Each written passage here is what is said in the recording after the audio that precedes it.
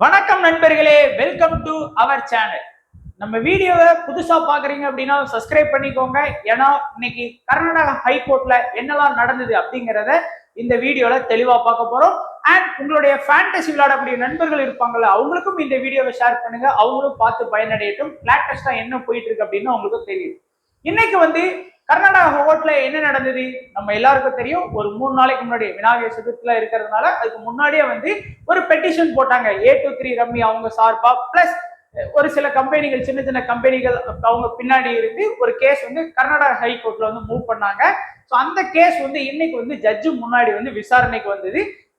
அது என்ன நடந்தது?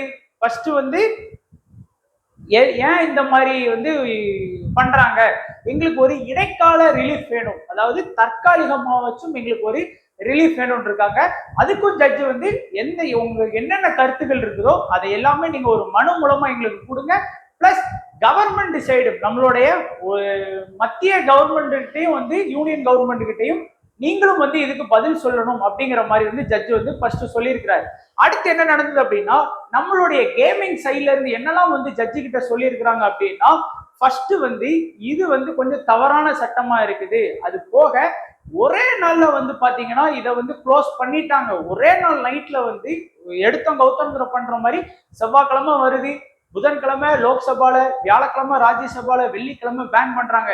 இதுல லட்சக்கணக்கான மக்கள் வேலை வாய்ப்பை இழக்க போறாங்க. ஏன்னா ஏற்கனவே பார்த்தோம் 2 லட்சம் மக்கள் வேலை வாய்ப்பு இழக்கிறாங்க. ஸோ வேலை வாய்ப்பு இழந்தா அதெல்லாம் பெரிய இதாகும். ஸோ அவங்களுக்கும் ஒரு லோன் எல்லாம் இருக்கும். ஸோ டப்புன்னு ஒரே நாள் நைட்ல உங்களுக்கு முடிஞ்சு போச்சு அப்படின்னு சொன்னா என்ன ஆகும்? அதனாலதான் இடைக்கால ரிலீஃப் கேட்கிறாங்க. தற்காலிகமாவது எங்களுக்கு ஒரு ரிலீஃப் வேணும் அப்படிங்கிற மாதிரி கேட்கிறாங்க. ஸோ அது போக கவர்மெண்ட்டுக்கும் இதுல இருந்து நிறைய லாஸ் இருக்கு அப்படிங்கிறத இந்த பேராகிராஃப்ல நம்மளுடைய கேமிங் சைட்ல இருந்து வாதிட்ட அட்வொகேட் இந்த மாதிரிலாம் சொல்லியிருக்கிறாரு. ஸோ அதனால இந்த சட்டத்தை உடனடியா அறிவிக்க கூடாது. அப்படியே அறிவிச்சாலும் எங்களுக்கு முன்னாடியே தெரிவிக்கணும். டப்புன்னு ஒரு வாரத்துக்கு முன்னாடியாச்சும் எங்களுக்கு தெரிவிக்கணும். ஏன்னா எடுத்தோம் கௌத்தம் ஒரே நாள்ல வர்றது இதா இருக்கு அப்படிங்கிற மாதிரி சொல்லியிருக்கிறாங்க. அண்ட் இதுக்கு பதில் சொன்ன கவர்மெண்ட் சைட்ல இருந்து பார்த்தோம் அப்படின்னா என்ன சொல்லியிருக்காங்க அப்படின்னா, இது பார்லிமெண்ட்ல நாங்க நிறைவேற்றிட்டோம், அதனால இது கோட்டை என்ற விஷயத்துல தலையிடக்கூடாது அப்படிங்கிற மாதிரி சொல்லியிருக்கிறாங்க. ஏன்னா மக்களால் தேர்ந்தெடுக்கப்பட்ட பிரதிநிதிகள் நாங்க இருக்கோம். ஸோ மக்களுக்கு என்ன தேவைங்கிறத நாங்க தான் பார்ப்போம். ஸோ இதுல கோட்டை தலையிடக்கூடாது. அது மட்டும் இல்லாம குடியரசுத் தலைவர் கையெழுத்து வச்சு ஒரு சட்டமாவே வந்துருச்சு. ஸோ அதுக்கப்புறம் இதுல பேசுறதுக்கு ஒண்ணும் இல்லை அப்படிங்கிற மாதிரி அவங்க இதா சொல்லியிருக்கிறாங்க. அண்ட் இதுல ஒரு சில தனி நபர்கள் தான் பாதிக்கப்படுறாங்க. மக்கள் பாதிக்கப்படல, வேலை வாய்ப்புலாம் பெருசா போகல. ஸோ ஒரு சில தனி நபர்களுக்கு வருமானம் போகிறதுனால அவங்க இந்த மாதிரி பண்றாங்க. ஸோ அதனால இதெல்லாம் பொறுத்துக்க முடியாது அப்படிங்கிற மாதிரி அவங்க சைட்ல இருந்து கேட்டிருக்காங்க. அதுக்கு அடுத்து ஜட்ஜு என்ன கேட்டார் அப்படின்னா, இது ஜட்ஜு கேட்டது, இந்த சட்டத்தை உடனடியாக அறிவிக்க திட்டமிட்டுள்ளதான்னு கேட்டிருக்காரு. காரணம் என்னன்னா, நம்மளுடைய குடியரசுத் தலைவர் சைன் எல்லாம் வச்சுட்டாங்க. இருந்தாலும் இன்னும் என்னென்ன ரெகுலேட் பண்ணியிருக்காங்க அப்படிங்கிறது இன்னும் ஒரு ஃபுல் இதா வரல. ஸோ அது இனிமே கூடிய சீக்கிரத்துல வரலாம். ஸோ அதுதான் அவர் கேட்டிருக்காரு. உடனடியா நீங்க வெளியிட போறீங்களா, இல்லது அதற்கு ஏதாச்சும் வேற ஏதாச்சும் வழிகள் இருக்கா அப்படிங்கிற மாதிரி கேட்டிருக்காரு. ஸோ அதுக்கப்புறம் நீதிபதி என்ன பண்ணியிருக்காரு அப்படின்னா, இந்த வழக்கை ஒத்தி வச்சிட்டாரு. ஸோ இவங்க தரப்பையும் லேசா கேட்டிருக்காரு, அவங்க தரப்பையும் லேசா கேட்டிருக்காரு. ஸோ அதுக்கப்புறம் தொழிற்சங்கம், அதாவது இந்த கேமிங் இண்டஸ்ட்ரியும் உங்களுடைய பதிலையும் கொடுங்க. அதே போல இடைக்கால தடையை எழுப்பியிருக்காங்க நம்மளுடைய கேமிங் சைட்ல இருந்து. இப்போதைக்கு எங்களுக்கு ரிலீஃப் வேணும்னு சொல்லி, அது ஏன் வேணும், எது வேணும்னு சொல்லி எழுத்துப்பூர்வமா எங்களுக்கு எழுதி ஒரு மனு தாக்கல் பண்ணிருங்க அப்படிங்கிற மாதிரி அவர் சொல்லியிருக்கிறாரு. அடுத்து என்ன நடந்திருக்கு அப்படின்னு பார்த்தோம் அப்படின்னா, நம்மளுடைய சைட்ல இருந்து பார்க்கும்போது இதனுடைய மொத்த இண்டஸ்ட்ரியுமே பாதிக்கப்படுது. இதுல கேமிங் இண்டஸ்ட்ரி அப்படின்னா நம்ம ஒன்றும் அசால்ட்டா ட்ரீம் லோன் மட்டும் எடுத்துக்கணும். இப்ப கூட பாத்தீங்கன்னா கர்நாடகா பிரீமியர் லீக்கு ஸ்பான்சர் இல்லாம கஷ்டப்படுறாங்க. அந்த லீக்கையும் அடுத்த வருஷம் நடத்த முடியுமாங்கிறது ஒரு பெரிய டவுட்டா இருக்கு. ஏன்னா எல்லா இதுமே அவங்கள நம்பிதான் இருக்கு, ட்ரீம் லோன் கிடையாது. ஸோ வியூவர்ஷிப் எல்லாமே கம்மியாகி டவுன் ஆகிக்கிட்டே இருக்கு. ஸோ அதனால ஒரு நாள் நைட்லயே எல்லாமே இழந்து போற மாதிரி இருக்குது. அது மட்டும் இல்லாம 2 லட்சத்துக்கு மேற்பட்ட ஊழியர்களோட வாழ்வாதாரம் பெரிய கேள்விக்குறியில இருக்கு.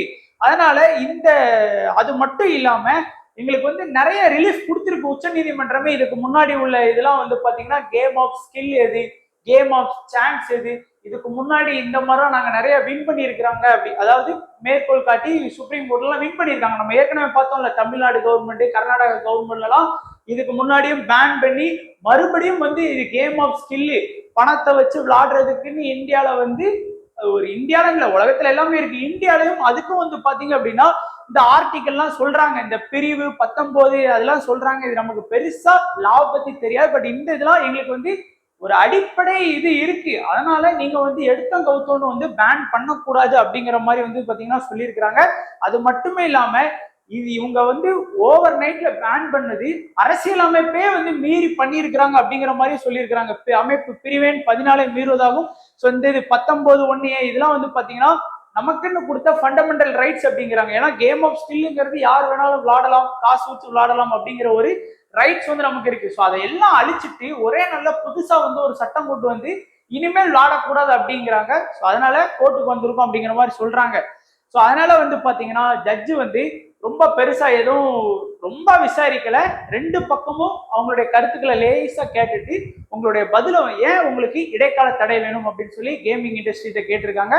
ஸோ அவங்களும் இந்த மாதிரி இருக்கு அப்படின்னு சொல்லி நீங்க உங்களுடைய என்னென்ன கருத்துகள் இருக்கோ அது எல்லாமே எழுதி ஒரு மனுவா வந்து கொடுத்துருங்க. அதே போல கவர்மெண்ட் சைட்லயே வந்து பாத்தீங்கன்னா நீங்களும் வந்து அடுத்த மாசம் செப்டம்பர் 8 வந்து பாத்தீங்கன்னா இந்த வழக்கை வந்து ஒத்தி வச்சிட்டாரு. ஸோ முதல் கட்டமா இப்போ வந்தது.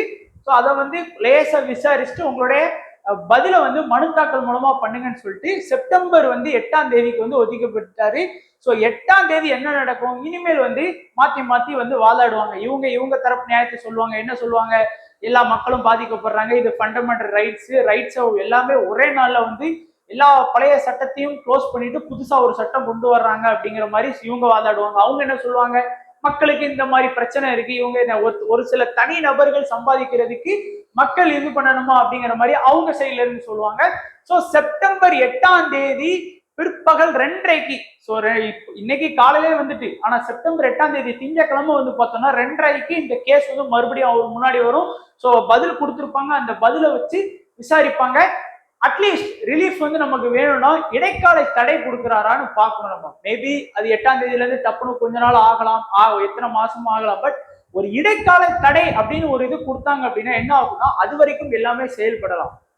அதுக்கு அடுத்து வந்து சுப்ரீம் கோர்ட் அங்கங்கன்னு போயிட்டு வரைக்கும் ஒரு 6 மாசம் கிட்ட ஆயிரும். ஸோ அந்த இடைக்கால தடை வந்து கிடைச்சது அப்படின்னாலே நமக்கு வந்து ஒரு படி வெற்றி தான். ஏன்னா அடுத்த கட்டத்துல ஏதாச்சும் ஒரு மூவ் ஆன் ஆகி நமக்கு கிடைக்கும். ஸோ கோர்ட்ல இன்னைக்கு ரொம்ப பேசிக்கானது தான் நடந்திருக்கு, ரொம்ப பெருசா ஆர்கியூமெண்ட்ஸ் அப்படிலாம் எதுவுமே நடக்கல. இவங்க தரப்பு நியாயத்தை சொல்லியிருக்காங்க, அவங்க லேசா சொல்லியிருக்கிறாங்க. ஸோ பதில வந்து மனுவா கொடுங்க அப்படின்னு சொல்லியிருக்கிறாங்க. ஸோ எல்லாருமே கேட்டதுனால ஒரு சின்ன வீடியோவா நானும் போட்டிருக்கேன். ஸோ உங்களுக்கு தமிழ்ல, அதனாலதான் தமிழ்ல ஃபுல்லா ஸ்லைடு போட்டேன், நீங்க கூட படிச்சு கூட உங்களுக்கு புரியும்படியா கூட பாத்துக்கலாம்.